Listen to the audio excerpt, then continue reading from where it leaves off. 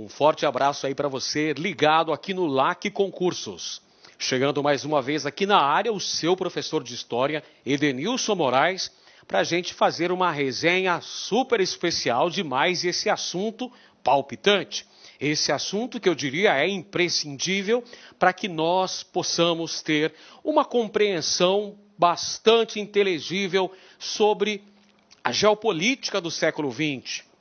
Então, moçada, nós iremos comentar na aula de hoje as principais características da chamada Guerra Fria, aquele período de antagonismo entre as duas superpotências no contexto pós-Segunda Guerra Mundial. Aquele período que vai aproximadamente de 1945 a 1991, marcado por esse antagonismo, por essa disputa por áreas de influência entre os blocos capitalista e socialista.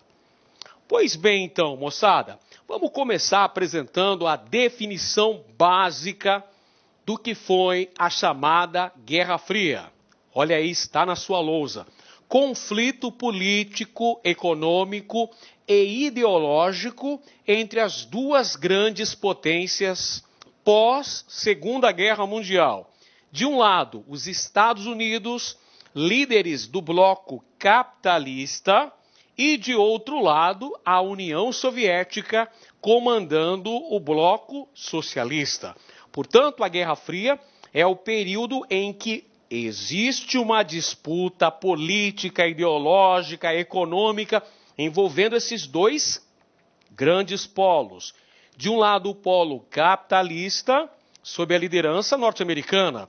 De outro lado, o polo comunista ou socialista, sob o comando de quem? Da União Soviética.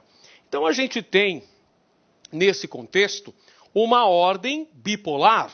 Claro, existem dois polos antagônicos em disputa por áreas de influência. O polo capitalista, com os Estados Unidos na liderança. O polo socialista, com a União Soviética no comando. Tá aí as duas superpotências, Estados Unidos e União Soviética. Esses dois grupos aí de países, o grupo capitalista contra o grupo socialista.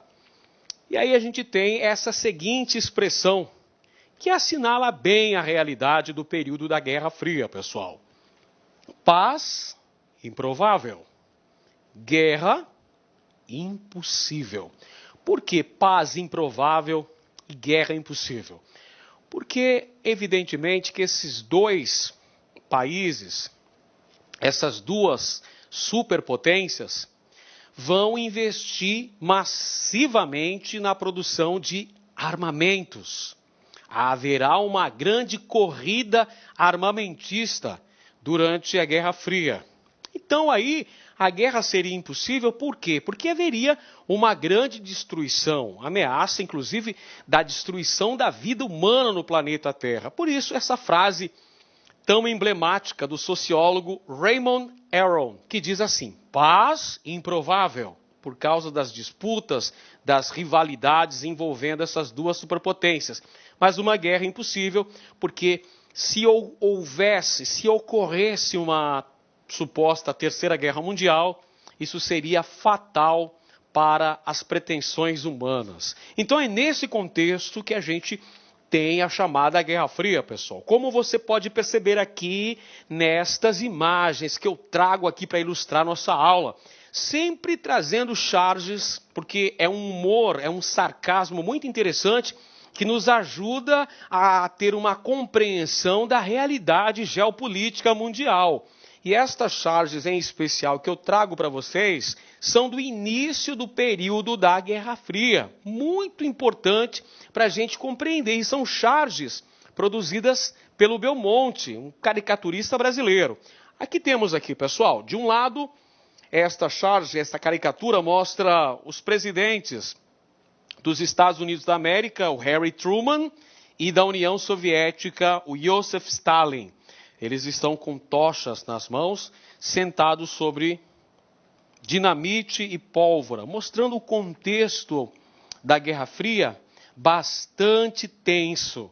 havendo aí um perigo da eclosão de uma nova guerra que seria catastrófica para os destinos mundiais. De outro lado, você tem novamente esses personagens políticos, o presidente Harry Truman e novamente o presidente da União Soviética, Joseph Stalin, sentados à mesa, discutindo as relações geopolíticas internacionais. E olha só, quem que é o garçom?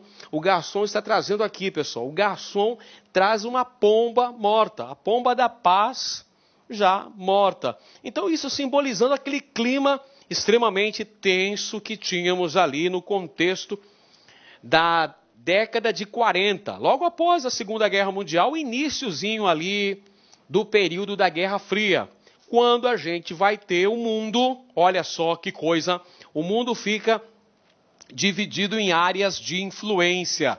Áreas de influência capitalista, no caso a América, a Europa Ocidental, parte da África, parte da Ásia, e as áreas de influência socialista, o leste europeu, a China, né, uma parte da Ásia, algumas regiões da África também, naquele contexto de descolonização afroasiática. Então o mundo fica dividido em áreas de influência. E aí ao longo do período da Guerra Fria, surgem várias organizações, como a OTAN, Organização do Tratado do Atlântico Norte, que surge em 1949, o Pacto de Varsóvia, fundado em 1955, enfim. Vamos apresentar então as características fundamentais para que nós possamos compreender de forma efetiva o período da Guerra Fria. Pessoal, temos aqui uma característica fundamental: corrida armamentista. As duas superpotências investem pesado na produção da indústria bélica, no sentido de causar um terror no inimigo, pessoal, de amedrontar o inimigo. O mundo conviveu durante boa parte da Guerra Fria com o terror nuclear, porque ambas as superpotências produziram armas de destruição em massa, bombas atômicas. Temos aqui, durante a Guerra Fria, a ocorrência de diversos conflitos indiretos, que, se de uma maneira tinham inclusive o apoio dessas superpotências, elas nunca se meteram em conflitos diretamente. Perfeito? Há conflitos indiretos, que a gente pode citar lá a Guerra da Coreia, a Guerra do Vietnã, entre outros conflitos bélicos. Há uma disputa, isso sim, envolvendo o bloco capitalista e o bloco socialista por áreas de influência. E há grandes investimentos também no aspecto tecnológico, promovendo-se a chamada corrida espacial. União Soviética e Estados Unidos. A União Soviética, o primeiro voo tripulado na órbita terrestre, astronauta Yuri Gagarin.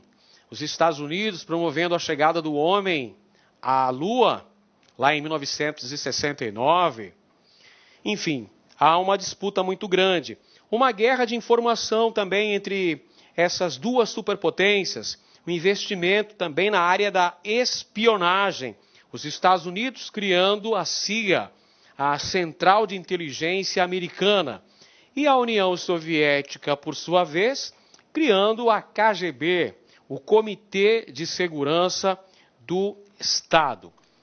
É importante destacar, pessoal, que a Guerra Fria apresentou 3 fases com características bastante distintas. A primeira fase, que vai de 1947 a 1961, é conhecida como Guerra Fria Clássica. A segunda fase, que vai de 1961 até 1979, ficou conhecida como Coexistência Pacífica. E a última fase, de 1972 até 1991, é o que se pode chamar de Nova Guerra Fria. É a fase final desse conflito envolvendo o bloco capitalista sob a liderança dos Estados Unidos e o bloco socialista sob a liderança da União Soviética. Então vamos ver. A primeira fase é chamada de clássica, Guerra Fria clássica. Vai de 1947 a 1961, como dissemos. Aspectos marcantes desse período. A aprovação do Plano Marshall, 1947. O que foi o Plano Marshall? Foi um plano de recuperação econômica da Europa Ocidental e também do Japão, apoiado pelo capital norte-americano. Então é uma ajuda dos Estados Unidos para a reconstrução econômica da Europa Ocidental e do Japão. 1949, criação da OTAN.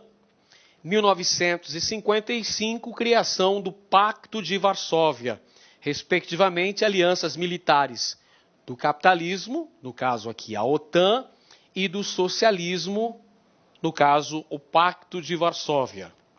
Bloqueio soviético em Berlim, realizado entre 1948 e 1949, ano em que ocorreu a divisão do território da Alemanha, surgindo duas Alemanhas, a Alemanha Ocidental, capitalista, e a Alemanha Oriental, socialista. 1961, construção daquele que se tornou o principal símbolo da Guerra Fria, que foi o Muro de Berlim, edificado pelos soviéticos, separando a cidade de Berlim. Temos ainda nesse período a ocorrência da Guerra da Coreia, entre 1950 e 1953, e a Revolução Cubana de 1959, além do episódio da crise dos mísseis, que também aconteceu em Cuba, hein, pessoal? No ano de 1962. Aí está uma caricatura mostrando a chamada crise dos mísseis, que aconteceu em Cuba, 1962, envolvendo União Soviética e Estados Unidos.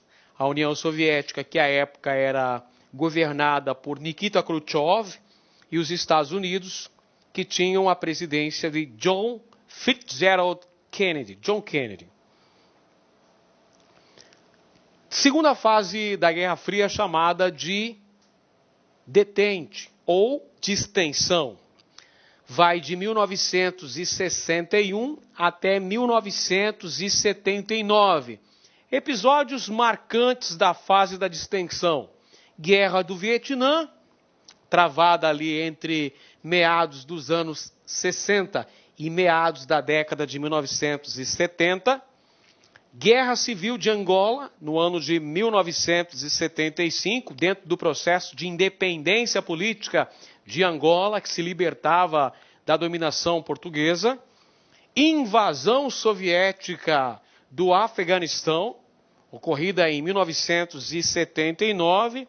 Boicote dos Estados Unidos nas Olimpíadas de Moscou, realizados no ano de 1980.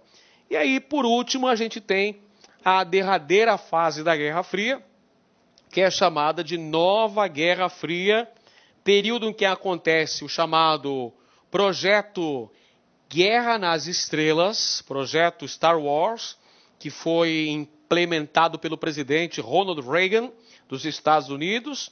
Temos também na União Soviética reformas políticas e econômicas implementadas pelo presidente Mikhail Gorbachev, no caso aí a perestroika e a glasnost. Temos ainda a queda do Muro de Berlim em novembro de 1989, além do desmantelamento da União Soviética, ocorrida lá em dezembro de 1991. Bom, vamos então falar sobre esses principais eventos que a gente elencou, que apresentam as fases específicas da Guerra Fria. A fase clássica, a fase da distensão e a última fase chamada de Nova Guerra Fria. Os eventos iniciais da Guerra Fria, um dos eventos iniciais aqui é a ocupação do território alemão. A Alemanha, derrotada na Segunda Guerra Mundial, teve o seu território invadido e ocupado pelos aliados, que dividiram o território alemão em 4 zonas de influência, como podemos observar no mapa que é apresentado na tela. Uma zona francesa, uma zona inglesa, uma outra zona americana e ainda uma outra zona de influência soviética. Posteriormente, o território alemão, que estava dividido em 4 zonas de influência, foi dividido, surgindo daí 2 países. Que países são esses?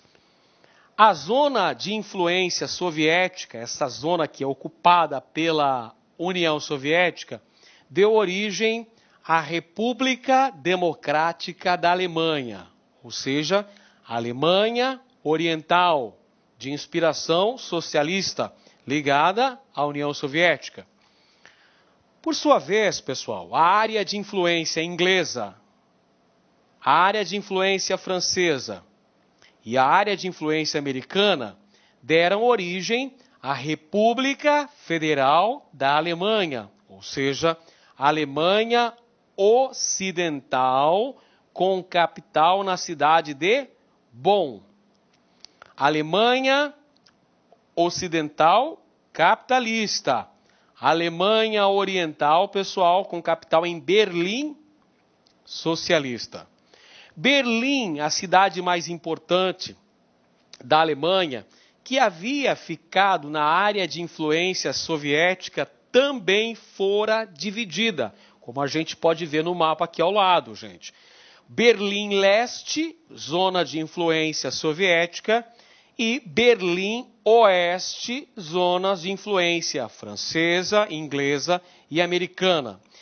A cidade de Berlim também fora dividida, uma parte socialista, outra parte capitalista.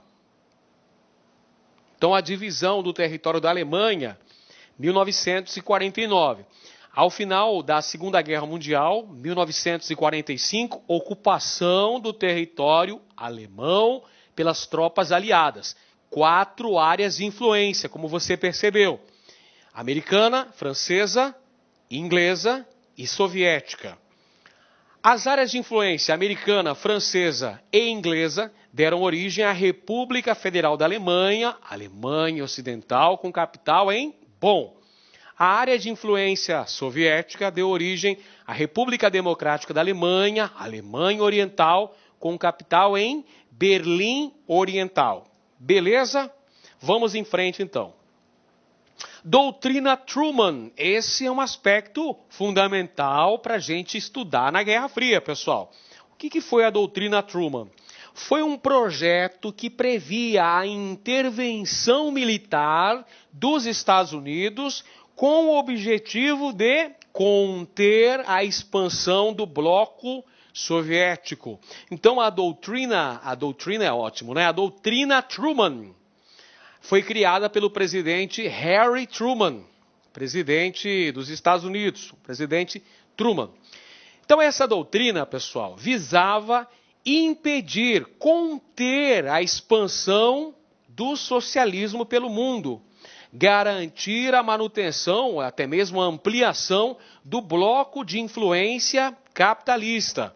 Então aí o que vai acontecer? Os Estados Unidos vão fazer investimentos na reconstrução econômica da Europa. Vai surgir daí o chamado Plano Marshall, inspirado aí pelo Joseph Marshall dos Estados Unidos, que previa a concessão de financiamentos, investimentos feitos pelos Estados Unidos, justamente para reconstruírem a economia dos países europeus ocidentais, os países aliados dos Estados Unidos, mantendo essa dependência externa dos países europeus, da Europa Ocidental, evidentemente, em relação aos Estados Unidos. Esses países receberiam investimentos para a reconstrução econômica.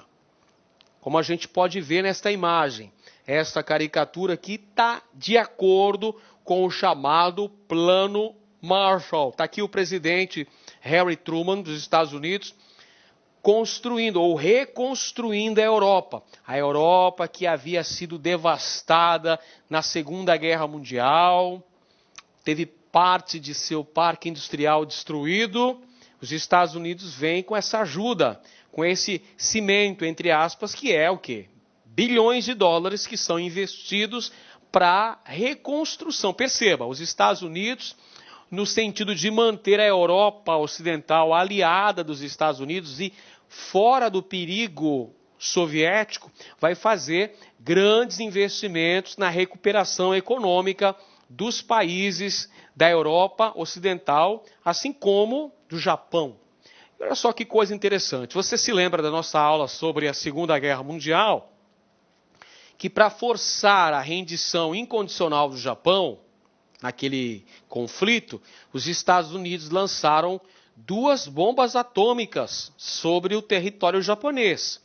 Primeiro, a bomba atômica de Hiroshima, em 6 de agosto de 1945, e depois a bomba atômica de Nagasaki, em 9 de agosto daquele ano.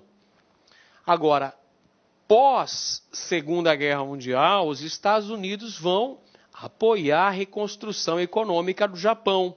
Com qual objetivo? Manter o Japão dentro da esfera de influência norte-americana. Vejamos então aqui as ações soviéticas. Vamos perceber como é que a União Soviética, que à época era governada pelo ditador Joseph Stalin, reagiu a esses primeiros eventos da Guerra Fria. A União Soviética criou o Conselho para a Assistência Econômica Mútua, o chamado Comecon, que é a versão soviética do Plano Marshall. Você percebeu agora há pouco que os Estados Unidos criaram o Plano Marshall para promoverem a recuperação econômica da Europa Ocidental, não foi isso? Beleza. A União Soviética também criou a sua versão do Plano Marshall, que era o chamado Comecon, que visava essa assistência econômica mútua dos países do bloco socialista, pessoal. Os países do leste europeu vão receber essa ajuda econômica diretamente de Moscou. Olá, meus amigos, minhas amigas, sou o professor Luiz Antônio de Carvalho, estou aqui para fazer um convite muito especial para você aí que está estudando nas nossas playlists do YouTube aqui da Lá Concursos, professor top de linha aqui da Lá Concursos. Gostou do professor? Bacana, né? Então, olha só, nós aqui da Lá Concursos, nós fizemos aí algo muito especial, um curso muito especial para a PM de São Paulo. Nós estamos colocando uma super demonstração de videoaulas inteiras, atualizadas, completadas no YouTube. No total, nós disponibilizamos aí para o YouTube, né, 76 videoaulas inteiras, né? Inteiras, então são 10 de língua portuguesa, 10 de matemática, 10 de história, 10 de geografia, 5 de atualidades, 10 de informática, né? E nós temos aí mais 21 aulas aí de administração pública. No total, são 76 videoaulas, né? Então, você está gostando, você quer o material, eu faço um convite muito especial para você. Eu peço, por gentileza, né, que vocês acessem nosso site, laconcurso.com.br, né? Lá nós temos o curso, né? Esse curso completo, né? Tem essas 76 videoaulas, tem também, esse curso tem ao todo mais de 200 videoaulas, né, inteiras, e eu tenho certeza absoluta que se você vier estudar conosco, fazer um investimento de 10 parcelas de R$ 8, no total R$ R$ 120 dias de acesso, você vai ficar super competitivo, né? Inclusive com todo o material de apoio necessário. No YouTube não tem o material de apoio, né? Ah, professor, mas por que, professor, que eu deveria se matricular se tem um curso todo no YouTube? Calma, para lá, olha só.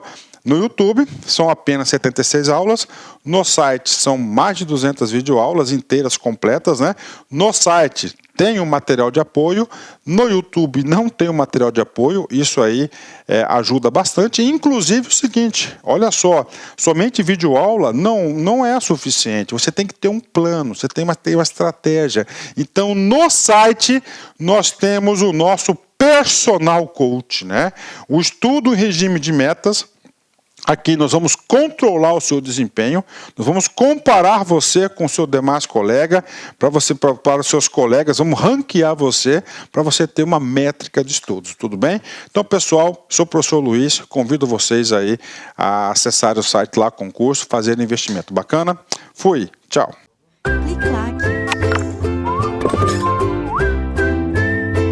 Outro aspecto das ações soviéticas em 1949, criação do Cominform. O que seria esse Cominform? Seria a estrutura organizacional dos partidos comunistas europeus, seguindo as determinações doutrinárias diretamente de Moscou. Também em 1949, o grupo soviético, né, a União Soviética, produziu a sua primeira bomba atômica, dando início a um período de terror nuclear envolvendo as duas superpotências. Temos também nessa época o bloqueio soviético sobre Berlim. Como você percebeu agora há pouco, no mapa que eu mostrei para vocês aqui, Berlim ficava do lado oriental. Porém, como era a cidade mais importante, cidade mais populosa, ela também foi dividida em áreas de influência. Berlim Oriental, de influência socialista. Berlim Ocidental, gente, de influência capitalista. E aí acontece o seguinte, a parte ocidental recebia os investimentos do plano Marshall. Perfeito? E aí o que vai acontecer? Joseph Stalin vai promover um bloqueio sobre Berlim. Como resultado disso, o bloco capitalista promove a formação da ponte aérea Nova York, Paris, Berlim, que é justamente um desafio ao bloco soviético. Nesse contexto aí, você pode perceber que no tabuleiro de xadrez das relações geopolíticas internacionais, o movimento de cada pecinha era fundamental. Então, nesse contexto, claro que a participação da Organização das Nações Unidas, que foi justamente um órgão criado ao final da Segunda Guerra Mundial, teve importância fundamental nesse contexto. Também aí em 49, pessoal, aconteceu uma crise na Grécia, onde os partisãs, guerrilheiros socialistas, com apoio soviético, vão tentar implantar o socialismo na Grécia. E vai ter a reação dos Tissaldares, apoiados pelo presidente da Grécia e também pelos governos dos Estados Unidos e da Inglaterra.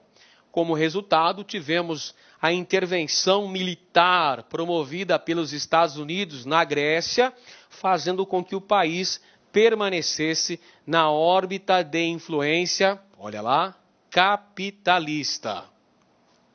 Então era esse o cenário que tínhamos no finalzinho da década de 1940. Era o ano de 1949. O governo soviético do presidente Stalin, já com a bomba atômica, já ameaçando, já promovendo esse terror nuclear, tentando expandir sua área de influência. Aí o lado ocidental vai promover o Pacto do Atlântico. O que foi esse Pacto do Atlântico? Foi a criação de um órgão supranacional que visava promover uma aliança político-militar para os países do bloco capitalista. Eis aí a formação da OTAN, Organização do Tratado do Atlântico Norte, que era uma aliança militar dos países capitalistas, pessoal, sob a liderança dos Estados Unidos, é claro. Uma resposta do bloco capitalista à bomba atômica soviética. Os Estados Unidos aí vão promover a formação da OTAN justamente no sentido de proteger militarmente os países do bloco capitalista. 6 anos depois, a União Soviética promove a criação do Pacto de Varsóvia, que era também uma aliança militar dos países do bloco socialista. Os países do leste europeu, aliados da União Soviética, promovem então o chamado Pacto de Varsóvia em 1955. Isso faz com que a Europa fosse o continente onde a Guerra Fria se tornou mais visível, mais notória. Por quê? Porque nós tivemos duas Europas. De um lado, a Europa ocidental, capitalista, de outro, a Europa oriental ou leste europeu, socialista. É por essa razão que o primeiro-ministro britânico, Winston Churchill, falou que a Europa tinha uma cortina de ferro separando essas duas porções.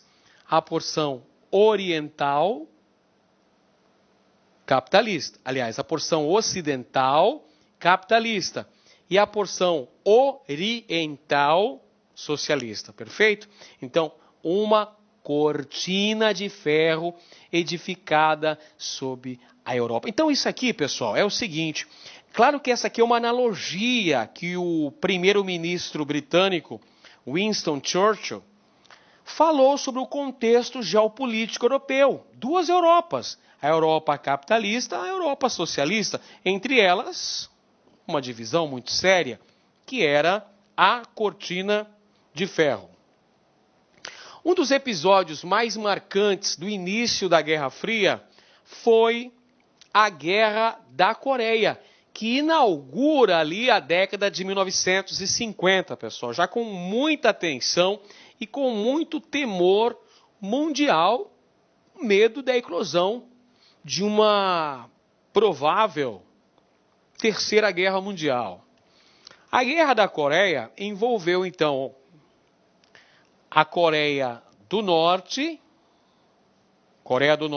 socialista, e a Coreia do Sul capitalista. A Península da Coreia, pessoal, ao final da Segunda Guerra Mundial, foi dividida em duas áreas de influência, que surgiram dois países.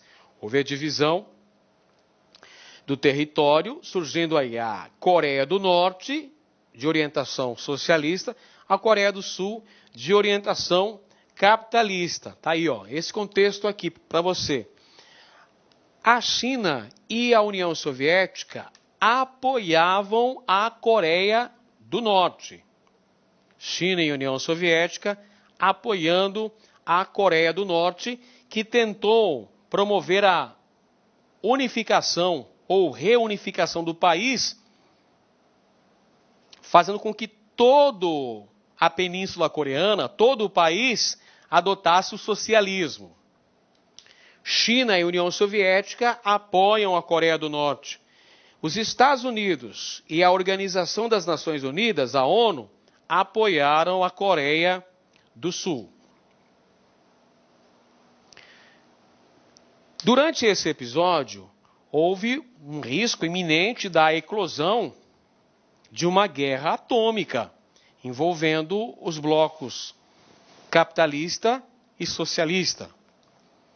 Para evitar esse terror, esse mal maior, foi assinado um tratado de paz, na verdade uma paz sem vencedores, definindo aí a divisão do território da Coreia com base no que havia sido estabelecido ainda ao final da Segunda Guerra Mundial, mantendo a divisão do território coreano. Coreia do Norte, socialista, Coreia do Sul, capitalista. Diga-se de passagem, os conflitos envolvendo esses dois países seguem indefinidos até hoje, né? Mais de 60 anos depois, ainda continuamos a ter esses sérios conflitos envolvendo as duas Coreias. Então, a Guerra da Coreia, como a gente pode ver neste quadro célebre do pintor espanhol Pablo Picasso, foi um perigo eminente de eclosão de uma terceira guerra mundial. Bom, a União Soviética, nesse período aí, apresentava contestações internas. Olha só, o bloco, o chamado leste europeu, aconteceram algumas contestações ao domínio hegemônico da União Soviética. Por exemplo, na Iugoslávia foi um país originário ao final da Primeira Guerra Mundial. Na Iugoslávia, que adotou o socialismo, rompe com esse predomínio soviético. A Iugoslávia, que à época era governada pelo Marechal Tito, um herói da resistência do país durante a Segunda Guerra Mundial, não aderiu ao Pacto de Varsóvia, que foi criado lá em 1955 pela União Soviética. Então aqui você tem uma contestação interna no bloco soviético. A Iugoslávia não aceitou os ditames de Moscou, não participou do Pacto de Varsóvia.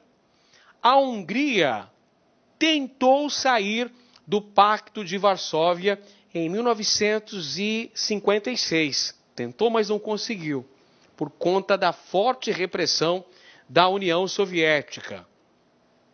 1959 é outro aspecto bem interessante, porque nesse ano ocorreu um rompimento entre União Soviética e China. A China também escapa aqui do controle hegemônico soviético por conta da questão nuclear.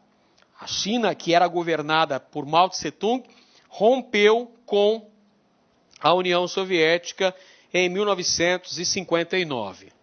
Também na década de 50, nos Estados Unidos, nós tivemos um episódio bastante marcante nesta questão de antagonismo envolvendo os blocos socialista e capitalista.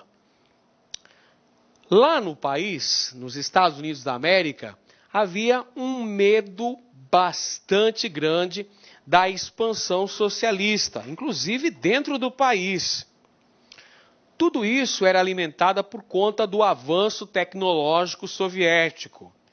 E aí, lá nos Estados Unidos, surgiu um movimento de combate à expansão do socialismo, que foi o macartismo, caça aos comunistas, que muitos historiadores chamam de caça às bruxas. Então, o senador conservador Joseph McCarthy, dos Estados Unidos, vai criar, então, uma política de caça às ações comunistas dentro dos Estados Unidos. É criado, então, o Centro de Ações Anticomunistas, com o objetivo de perseguir todos aqueles elementos que fossem considerados subversivos à ordem capitalista, que fossem considerados simpatizantes ou partidários das ideias do socialismo. Cria-se, então, a cultura do medo ao inimigo comunista invisível. O macartismo, senhores, foi justamente o combate a todos os que fossem considerados comunistas dentro dos Estados Unidos, ou que fossem considerados simpatizantes da causa do comunismo.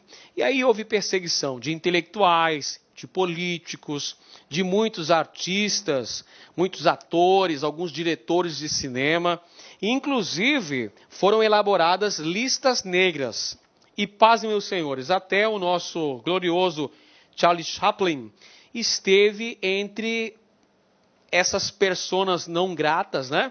Entre esses considerados ameaças à ordem capitalista. Então, foi uma verdadeira ojeriza que tivemos nos Estados Unidos ali no contexto da década de 50, o chamado macartismo, a caça às bruxas, a perseguição aos considerados inimigos da pátria, aqueles que seriam simpatizantes da causa comunista no país.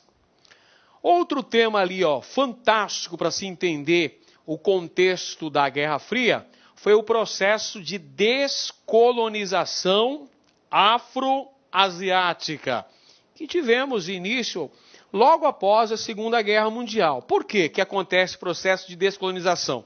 Gente, ao final da Segunda Guerra Mundial, as potências colonialistas estavam enfraquecidas por conta dos esforços empreendidos durante a Segunda Guerra Mundial. Então, as antigas colônias começam a se organizar para exigir a sua emancipação. Nós temos aí, nesse período, uma expansão dos ideais nacionalistas, a busca pela independência colonial. E aí é importante mencionar duas coisas. A primeira delas, a existência da ONU. A Organização das Nações Unidas vai ser fundamental no sentido de se promover a legitimação dessas emancipações políticas, dessas independências. O reconhecimento externo da emancipação política dessas antigas colônias europeias, localizadas nos continentes africano e asiático, vai ser feito pela ONU. Outro aspecto fundamental que favorece o processo de descolonização é o apoio, olha só, vou até escrever aqui na nossa tela, o apoio que os Estados Unidos e também a União Soviética promoveram a essas colônias. Por que a União Soviética e os Estados Unidos vão apoiar esses movimentos nacionalistas que pregavam a independência colonial? Claro, para conseguir maiores áreas de influência. Um outro acontecimento importante desse período foi a realização da Conferência de Bandung, em 1955, na Indonésia, que foi justamente a reunião desses países da África e da Ásia que estavam desejando maior autonomia, maior liberdade política para esses países, inclusive com o direito à autodeterminação dos povos.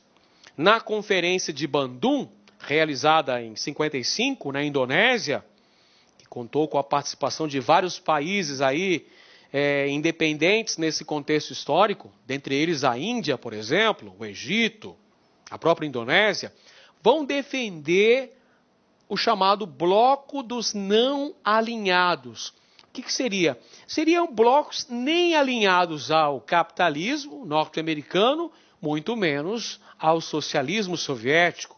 Surge daí a expressão terceiro mundo, o bloco dos não alinhados. De que maneira que aconteceu o processo de independência, a chamada descolonização afroasiática? De várias formas, através de guerras coloniais ou através de acordos com as antigas metrópoles. Temos aqui, então, negociações com as antigas metrópoles ou guerras de independência. Tivemos em várias regiões a ocorrência de guerras extremamente sangrentas. Guerra da Indochina, por exemplo, Nós tivemos também guerras no continente africano, como por exemplo em Angola, Moçambique, guerras extremamente sangrentas. E tivemos também processos de independência um pouco mais pacíficos, como foi o caso da Índia. Esses países africanos e asiáticos promoveram a adoção ou do capitalismo ou do socialismo. Por isso que Estados Unidos e a União Soviética apoiaram esses movimentos, desejosos de ampliarem suas respectivas áreas de influência na Ásia e na África.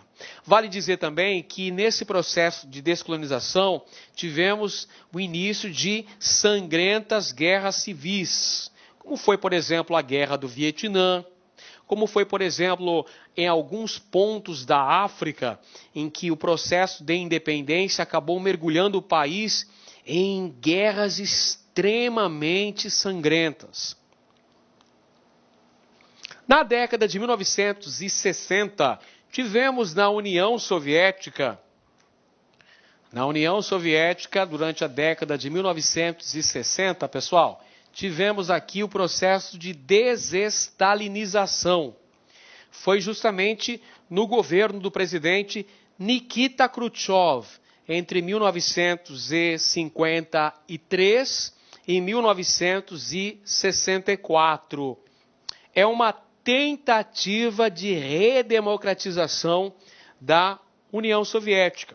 Nikita Khrushchev apresentou em 1953 o chamado Relatório Stalin, onde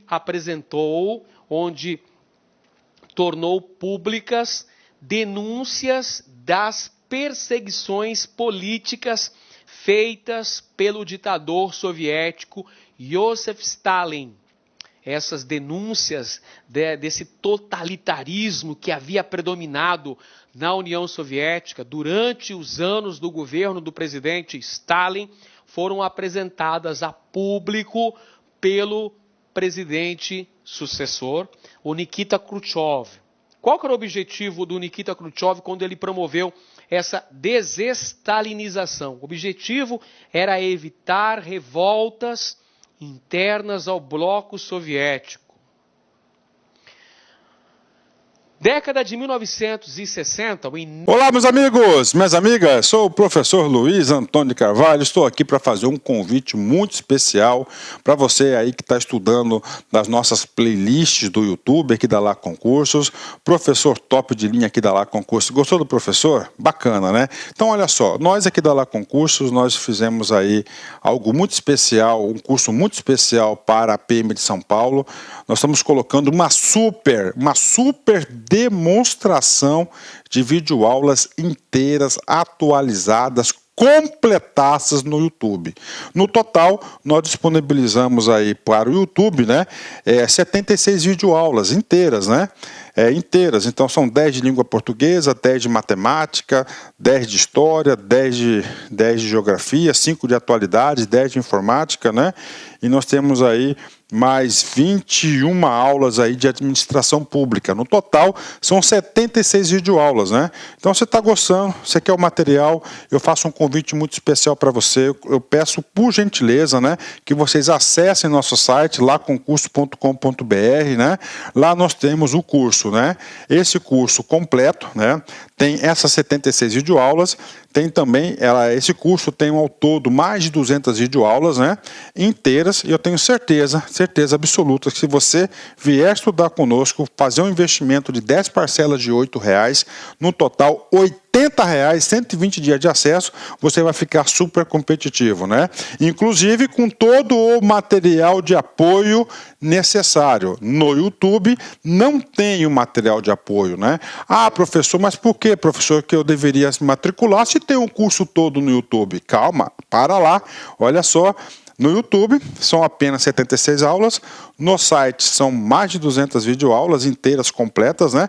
No site tem um material de apoio, no YouTube não tem um material de apoio, isso aí ajuda bastante. Inclusive o seguinte, olha só, somente videoaula não é suficiente, você tem que ter um plano, você tem uma estratégia.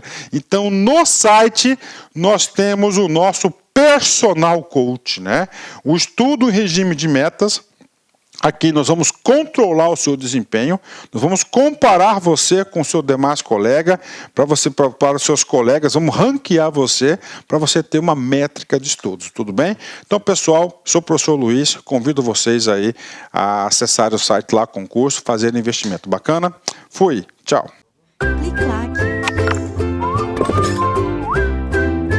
Início da década de 1960 apresentou como presidente da União Soviética, presidente soviético Nikita Khrushchev, esse aí que promoveu o processo de desestalinização.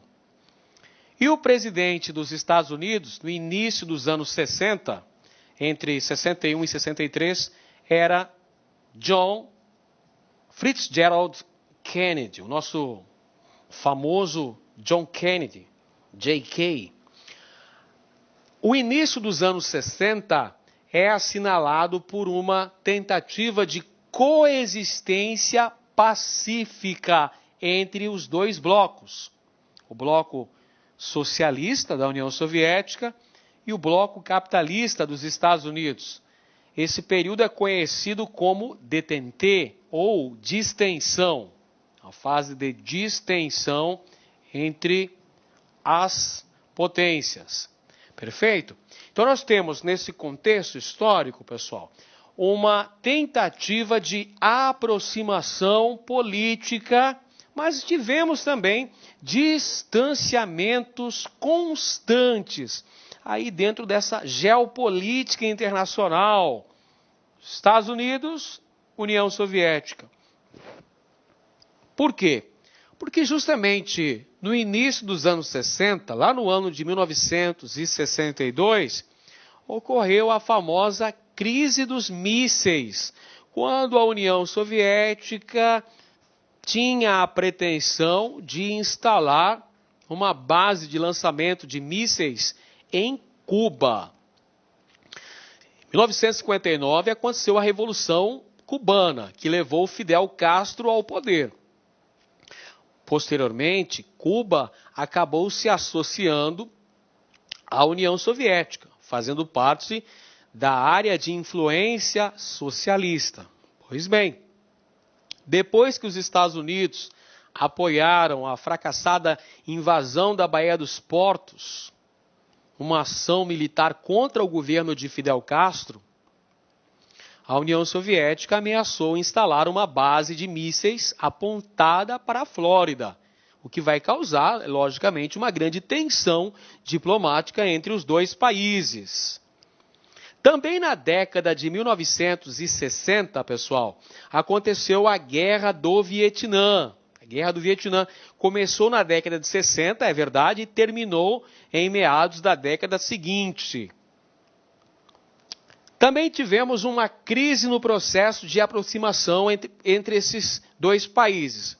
Esses dois eventos aqui, olha só, a crise dos mísseis, a ameaça da instalação de uma base de lançamento de mísseis em Cuba, o que acabou não acontecendo, viu? A crise dos mísseis não levou à efetivação da instalação dessa base de lançamentos de mísseis em Cuba. A União Soviética teve que recuar. E a Guerra do Vietnã, este outro episódio, esses dois episódios vão contribuir para o fracasso do processo de coexistência pacífica entre Estados Unidos e União Soviética. Então a gente teve essa tensão, que foi a crise dos mísseis. É mais um episódio latente da Guerra Fria. Aqui a parada ficou tensa entre Khrushchev, presidente soviético, e John Kennedy, presidente dos Estados Unidos. 1968 ocorreu a famosa Primavera de Praga, na Tchecoslováquia, país que fazia parte do bloco socialista, país localizado no leste europeu, governado à época por Alexander Dubček, que tentou implantar no país uma reforma política, estabelecer um socialismo mais humanizado, começar aos poucos promovendo uma redemocratização da Tchecoslováquia. E ele contava com um amplo apoio da população tcheca para a realização desse processo de liberalização do regime. Só que, evidentemente, a União Soviética não estava muito interessada que um de seus países satélites acabasse adotando um processo de democratização. E aí, temendo a expansão dessa primavera pelo leste europeu, esse movimento ficou conhecido como Primavera de Praga, 1968. O Exército Vermelho invade a capital da Tchecoslováquia em 20 de agosto de 1968 e vai depor o presidente Alexander Dubček do poder. Então veja só um detalhe interessantíssimo, gente. Em 1945, o Exército Vermelho foi recebido com vivas, porque o Exército Soviético, naquela época, em 1945, libertou a região que estava sob o domínio nazista. Em 1968, foi completamente diferente. A invasão do Exército Vermelho foi para depor um presidente que estava tentando humanizar o regime socialista no país. Ainda em 1968, outro episódio importante. Maio de 68, na França, ocorre um movimento de oposição ao governo do presidente Charles de Gaulle. Esse movimento começou com a participação dos estudantes, um movimento estudantil. Estudantes franceses, contrários às discriminações econômicas nas universidades do país e também contrários ao fechamento das universidades públicas pelo governo. Em 6 de maio de 1968, aconteceu uma marcha desses estudantes que contou com a participação de 20 mil pessoas. O governo reagiu com vigorosa repressão policial, o que, por sua vez, levou à formação das barricadas, as famosas barricadas de Paris, e inúmeras prisões. Na sequência, pessoal, nós tivemos a adesão dos trabalhadores. Olha só, os estudantes vão ter o apoio dos trabalhadores de Paris, que vão engrossar esse movimento. Movimento cujo lema era "É proibido proibir". Inclusive é nome de música de Caetano Veloso. É proibido proibir. Vamos ter, então, o acirramento desses conflitos, envolvendo, de um lado, os protestantes, os estudantes, com o apoio dos trabalhadores, apoio da sociedade civil parisiense, contra a repressão promovida pelo governo através dos policiais. Isso em 10 de maio daquele ano. Então aí os protestantes vão fazer uso dos coquetéis Molotov contra a polícia, nas barricadas de Paris. O interessante é que esses eventos de maio de 68 na França eram transmitidos pelo rádio e pela televisão. A adesão da Central Geral dos Trabalhadores e da Força Trabalhista são sindicatos de trabalhadores que vão apoiar o movimento e promover a greve geral no país. Perfeito? Então, maio de 68 é proibido proibir essa manifestação estudantil que contou com um amplo apoio de sindicatos lá na França contra o governo conservador do presidente Charles de Gaulle. Nos Estados Unidos, também a década de 60 assinala uma verdadeira revolução nos costumes. Aí nos Estados Unidos, na década de 60 e década de 70, nós tivemos uma fase apoteótica do chamado movimento hippie, ou Flower Power, faça amor, não faça guerra. Movimento Peace and Love, paz e amor, em oposição à guerra do Vietnã, que o país estava mergulhado até o pescoço, que os Estados Unidos mandavam milhares de jovens para combaterem no Vietnã. Então a sociedade, a juventude a princípio, né? A juventude, o movimento hippie, vai se colocar contrário à participação dos Estados Unidos nessa guerra e contra os valores pregados pela sociedade de consumo. Um dos episódios mais emblemáticos aqui dessa revolução dos costumes foi a realização do Festival de Woodstock, lá entre 15 e 17 de agosto de 1969, que contou com a participação, entre outros, do nosso Jimi Hendrix, com sua guitarra, Janis Joplin, Bob Dylan, entre outros tantos artistas que se apresentaram nesse festival, que acabou se tornando um manifesto da juventude contra a questão da guerra do Vietnã, contra a sociedade de consumo, pregando então paz e amor. Faça amor, não faça guerra. E essa sociedade alternativa que era pregada pelo movimento Flower Power, pelo movimento hippie. Tem uma fase também aí na transição dos anos 60 para os anos 70 de liberalização dos costumes também. A chamada revolução sexual, que tem como uma das suas principais páginas a criação dos métodos contraceptivos. O anticoncepcional, por exemplo, pessoal, os direitos reprodutivos, não é?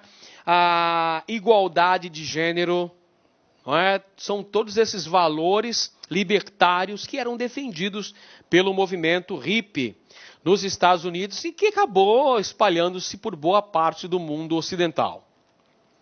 Década de 70, pessoal, nos Estados Unidos, quem governava era o presidente Richard Nixon. Governou o país entre 1969 e 1974. Tá ele aí, o presidente Richard Nixon. E a União Soviética, por sua vez, era governada por este distinto cidadão que apareceu aqui, Leonid Brezhnev. Governou a União Soviética entre 1964 e 1982. Esse período, a década de 70, é marcada por uma intensificação da distensão. Entre 1972 e 1979, ocorreu nos Estados Unidos a criação do SALT, que seria Strategic Arms Limitation Treaty, ou seja, o Tratado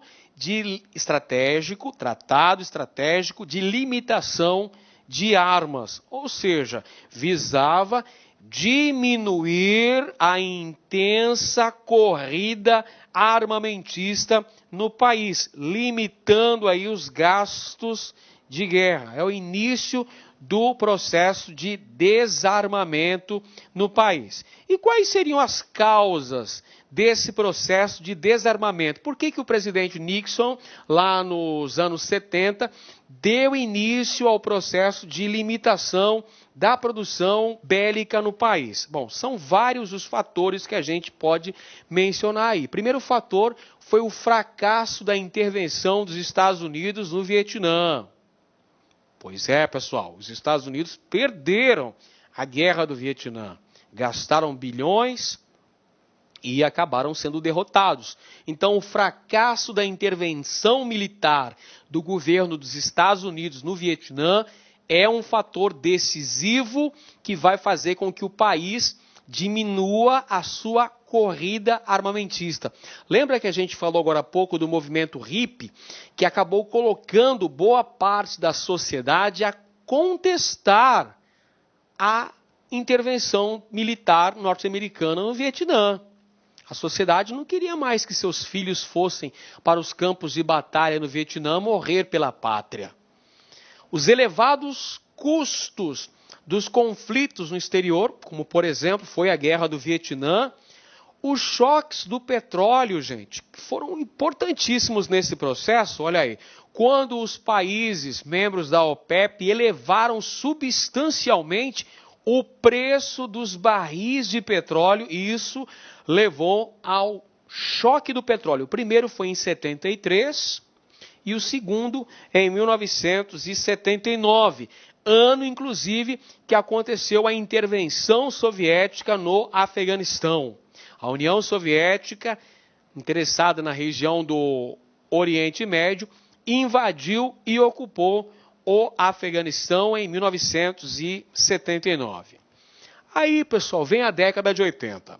A década de 80 vai ter, de um lado, o neoliberalismo, perfeito?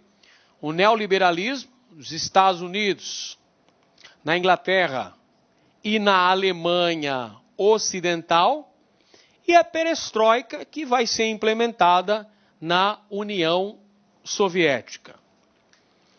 Presidentes aí do período.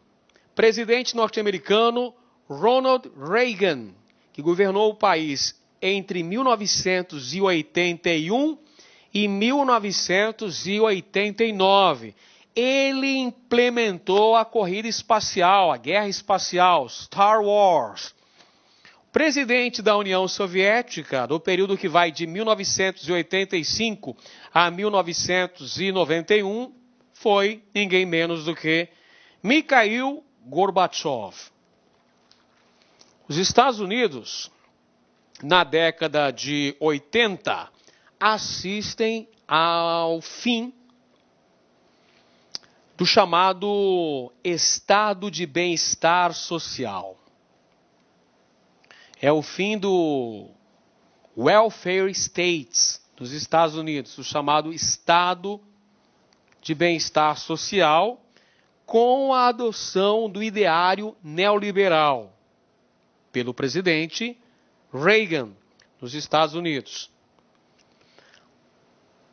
Margaret Thatcher, a Dama de Ferro, Inglaterra, e Helmut Kohl, primeiro-ministro da Alemanha Ocidental, promovem a expansão do neoliberalismo. Então, essas duas figuras políticas são importantíssimas no contexto da implementação do neoliberalismo, pessoal, ou seja, da redução do papel do Estado na economia.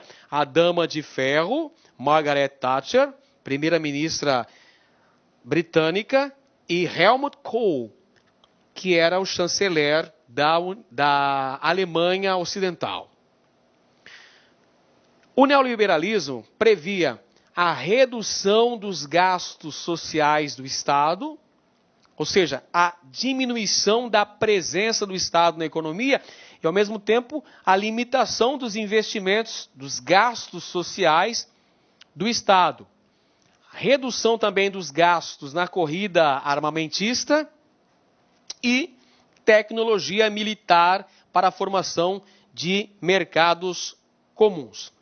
Já a União Soviética, de Mikhail Gorbachev, está com a perestroika na mão, promoveu, olha só, gente, a crise econômica da União Soviética nos anos 80 força a redução dos investimentos com a corrida armamentista. Crise econômica ajuda no processo de desarmamento nuclear do país. Aspecto ruim para a União Soviética. A União Soviética investiu pesado na manutenção de uma correlação de forças com os Estados Unidos. Ou seja, a indústria bélica recebeu uma atenção especial durante o auge da Guerra Fria. Porém, outros setores industriais do país não receberam a mesma atenção e ficaram bastante defasados em relação aos produtos ocidentais. Temos aqui um contrabando de produtos capitalistas lá na União Soviética. Outro fator que levou à crise da União Soviética foi a corrupção no chamado Politburo, ou seja, a alta burocracia do Partido Comunista da União Soviética. Diante desse contexto aí de crise econômica, de corrupção, são tentados dois planos para recuperação econômica e política do país. Esses dois planos são, respectivamente, a perestroika e a glasnost. A perestroika, pessoal, foi um processo de abertura econômica do país promovida pela presidência Gorbachev. A glasnost, por sua vez, foi um processo de abertura política do país. Perceba, nesse contexto de crise dos anos 80 na União Soviética, são tentadas duas estratégias para se conseguir ou para se tentar conseguir a superação dessas crises. Uma reestruturação econômica, a chamada perestroika, e uma abertura política, que foi a chamada glasnost. Porém, essas duas tentativas de reformas não deram certo, pessoal, e acabaram por acelerar ainda mais o processo de desgaste, o processo de crise vivenciado na União Soviética. 1989, 9 de novembro de 1989, aconteceu a queda do símbolo máximo da Guerra Fria, pessoal. Qual foi o principal símbolo da Guerra Fria? Foi o Muro da Vergonha, o Muro de Berlim, que foi construído pelos soviéticos em 1961, para impedir a circulação de pessoas do lado oriental para o lado ocidental. O Muro de Berlim foi o principal símbolo, o principal ícone da Guerra Fria. Era chamado de Muro da Vergonha. E a sua destruição, em novembro de 1989, pessoal, foi uma pá de cal na dominação soviética sobre o leste europeu. A queda do Muro de Berlim leva a uma grande aceleração do processo de colapso do bloco socialista. Um início para o processo de reunificação política da Alemanha, que aconteceu, vamos lá, colocar aqui no nosso quadro, a reunificação da Alemanha aconteceu no ano seguinte. A reunificação da Alemanha ocorrida em 1990. Então, 1989, novembro de 1989, queda do Muro de Berlim. No ano seguinte, as duas Alemanhas se reunificaram.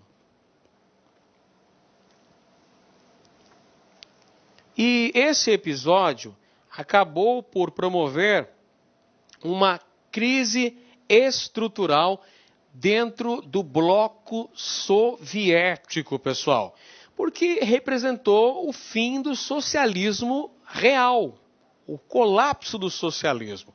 A queda do Muro de Berlim e a consequente reunificação das Alemanhas foi tiro de misericórdia sobre o socialismo real. Entramos na década de 90, temos aí, dezembro de 1991, um golpe militar contra o presidente Mikhail Gorbachev. Um golpe que depõe o presidente Gorbachev, inclusive ameaça de morte o presidente. O exército ameaça de morte o presidente Mikhail Gorbachev. Olha só, pessoal, esse golpe militar de dezembro de 1991 representa o colapso definitivo do socialismo na União Soviética. Este é o fim. Perfeito? A queda de Mikhail Gorbachev. Boris Yeltsin acaba se tornando presidente da Rússia. Ele promove a extinção da União Soviética, liberta Gorbachev e promove a criação da CEI, Comunidade dos Estados Independentes. Então perceba, pessoal, a Guerra Fria foi um período de antagonismo entre Estados Unidos e União Soviética. Conflito político, econômico, ideológico entre essas duas superpotências. O início da Guerra Fria você pode colocar 1945, que é a data em que acabou a Segunda Guerra Mundial, ou 1947, quando os Estados Unidos começam a implementar a doutrina Truman, começam a promover o Plano Marshall. Perfeito? São duas datas. E como final da Guerra Fria, também nós podemos eleger duas datas. 1989, queda do Muro de Berlim, ou 1991, que é a data do fim da União Soviética. Perfeito? Então, esses são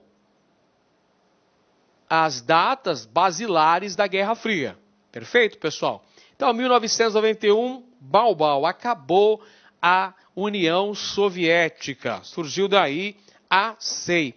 E a partir de então, moçada, tivemos um verdadeiro efeito dominó, um efeito cascata, e o socialismo foi caindo gradativamente nos países, né? A União Soviética, a Polônia, a Romênia, a Bulgária, a Hungria, a Alemanha Ocidental, a Tchecoslováquia, restaram apenas 3 países socialistas para contar a história, não é mesmo? A China, a Coreia do Norte e Cuba, né? E Cuba também surgiu, Cuba também permaneceu como país socialista, só que agora sem o apoio, sem a mesada que recebia da União Soviética, até porque a União Soviética não existe mais. Então, pessoal, chegamos aí à reta final de nossa aula sobre a Guerra Fria, um tema muito importante. É preciso que você perceba as nuances das fases específicas da Guerra Fria. Entenda basicamente quais são suas características principais, dá uma olhadinha nos conflitos que marcaram a Guerra Fria, as guerras que ocorreram ao longo desse período, e perceba também a importância da queda do Muro de Berlim, em 89, e da falência da União Soviética 2 anos depois. Um grande abraço para você e até a próxima! Valeu aí, galera. Olá, meus amigos, minhas amigas. Sou o professor Luiz Antônio de Carvalho. Estou aqui para fazer um convite muito especial para você aí que está estudando nas nossas playlists do YouTube aqui da Lá Concursos. Professor top de linha aqui da Lá Concursos. Gostou do professor? Bacana, né? Então, olha só, nós aqui da Lá Concursos, nós fizemos aí algo muito especial, um curso muito especial para a PM de São Paulo. Nós estamos colocando uma super demonstração de videoaulas inteiras, atualizadas, completadas no YouTube. No total, nós disponibilizamos aí para o YouTube, né, 76 videoaulas inteiras, né? Inteiras, então são 10 de língua portuguesa, 10 de matemática, 10 de história, 10 de geografia, 5 de atualidades, 10 de informática, né? E nós temos aí mais 21 aulas aí de administração pública. No total, são 76 videoaulas, né? Então, você está gostando, você quer o material, eu faço um convite muito especial para você. Eu peço, por gentileza, né, que vocês acessem nosso site, laconcurso.com.br, né? Lá nós temos o curso, né? Esse curso completo, né? Tem essas 76 videoaulas, tem também, esse curso tem ao todo mais de 200 videoaulas, né, inteiras, e eu tenho certeza absoluta que se você vier estudar conosco, fazer um investimento de 10 parcelas de R$ 8,00, no total R$80, 120 dias de acesso, você vai ficar super competitivo, né? Inclusive com todo o material de apoio necessário. No YouTube não tem o material de apoio, né? Ah, professor, mas por que, professor, que eu deveria se matricular se tem um curso todo no YouTube? Calma, para lá, olha só. No YouTube são apenas 76 aulas, no site são mais de 200 videoaulas inteiras, completas, né? No site tem um material de apoio, no YouTube não tem um material de apoio, isso aí ajuda bastante. Inclusive o seguinte, olha só, somente videoaula não é suficiente, você tem que ter um plano, você tem que ter uma estratégia. Então no site nós temos o nosso personal coach, né? O estudo em regime de metas. Aqui nós vamos controlar o seu desempenho, nós vamos comparar você com o seu demais colega, para os seus colegas, vamos ranquear você, para você ter uma métrica de estudos, tudo bem? Então, pessoal, sou o professor Luiz, convido vocês aí a acessarem o site lá, concurso, fazer investimento. Bacana? Fui, tchau.